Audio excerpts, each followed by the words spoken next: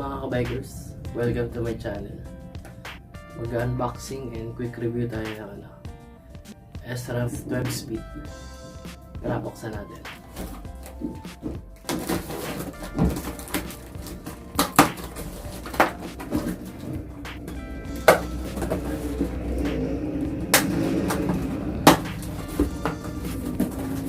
Pasensya na yung video ko, medyo maingay.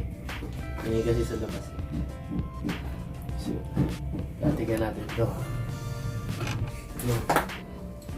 Ito po yung sprocket. Nago siya. 12 speed. Ang pinakamalaki niya 50 teeth. Tapos yung sumunod 42 teeth. Tapos 36, 32, 28, saka 25.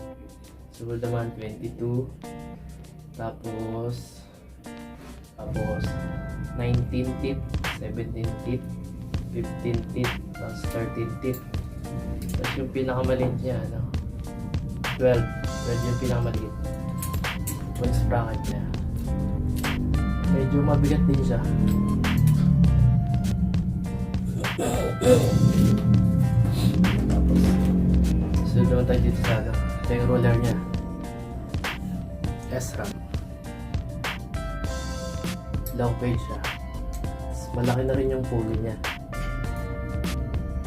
Kailangan natin kung ilan ito.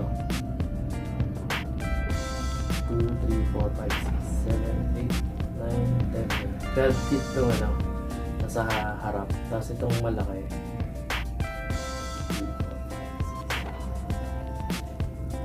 14 feet yung nasa likod.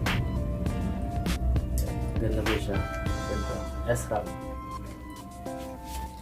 Ito naman yung shifter. Ito po yung shifter niya. Sram. Click. Tapos ito. Puro forward parehas. Pag magbabawas ka, forward.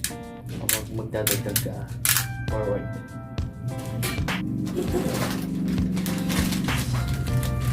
Ito po yung crank niya. Ito po yung crank niya. Sram.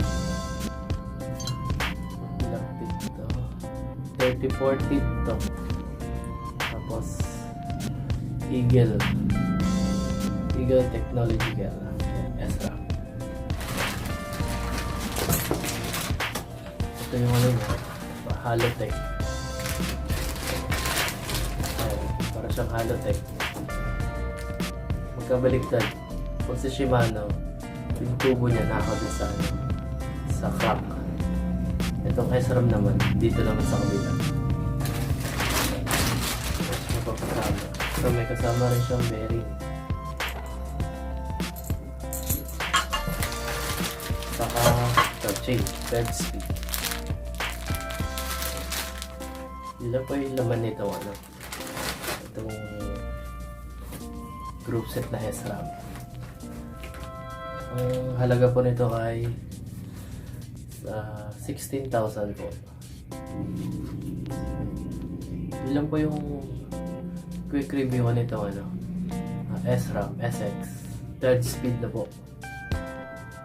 Yun, thank you. Sa mga bago na sa channel ko, please like and subscribe. Click nyo na yung notification bell para ma-notify kayo. Thank you.